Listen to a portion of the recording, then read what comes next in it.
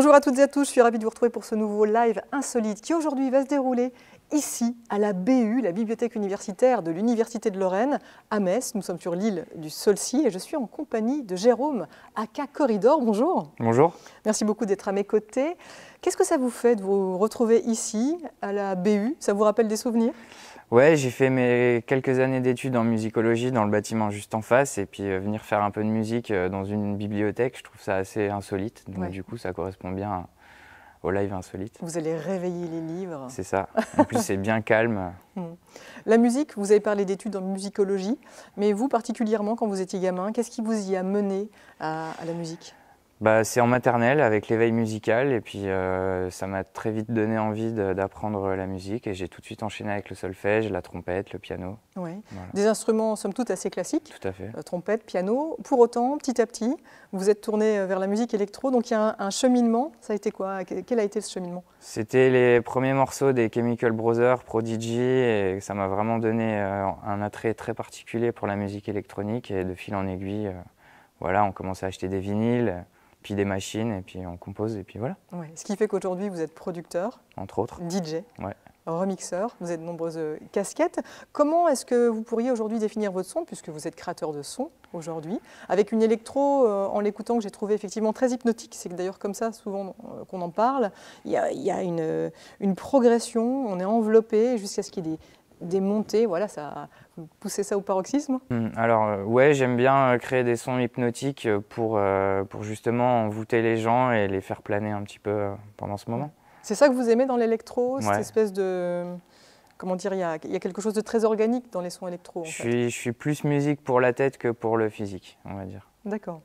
Vous êtes aussi quelqu'un qui aimait travailler les sons. Quand on travaille l'électro, voilà, on a des machines, mais vous en avez énormément. On va en voir quelques-unes là tout à l'heure. Pas tant que ça, j'en ai quelques-unes. Oh, quand même, Voilà. quand même. En tout cas, on peut dire ça, que vous êtes un passionné. Un alchimiste du son, toujours à la recherche de sonorités. On peut dire ça, oui. On va vous écouter pour Ouais, voir ce que ça donne, ça c'est marche. encore le mieux. C'est parti.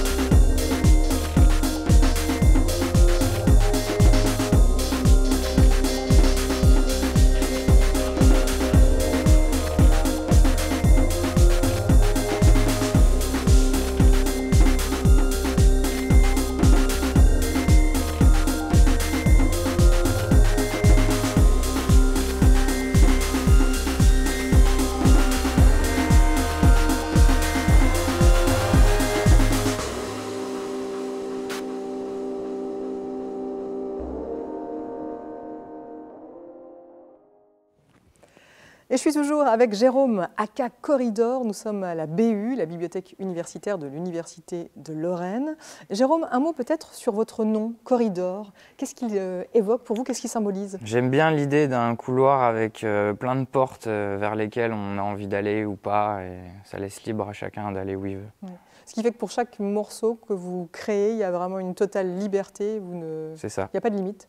C'est ça, exactement. Au quotidien. Comment est-ce que vous concevez vos sets? Par exemple, celui que vous nous avez proposé pour l'émission, comment est-ce que vous l'avez préparé? Est-ce qu'il y a une recette particulière à suivre?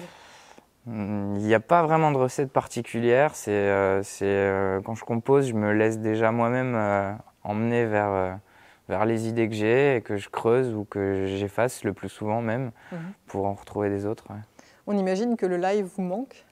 Tout à fait. Oui. Du coup, vous restez positif, le fait de ne plus avoir de public, de n'être finalement plus qu'un compositeur seul à la maison. Comment vous le vivez? Est-ce que vous restez positif? Je reste tout à fait positif parce qu'il y a forcément un moment où ça va reprendre par le biais déjà de ce genre d'initiative où on a accès à de la technique qui n'est pas forcément à disposition de tout le monde tout le temps. Donc c'est très bien ces petits live streams. Ouais. Pour terminer, comment vous définiriez peut-être, ou qu'est-ce que vous auriez envie de dire aux téléspectateurs pour les inciter à vous écouter? La curiosité, le voyage et peut-être l'envie de s'évader un petit peu à la maison. Eh bien, on embarque là tout de suite? C'est parti. On s'évade? C'est parti avec Corridor.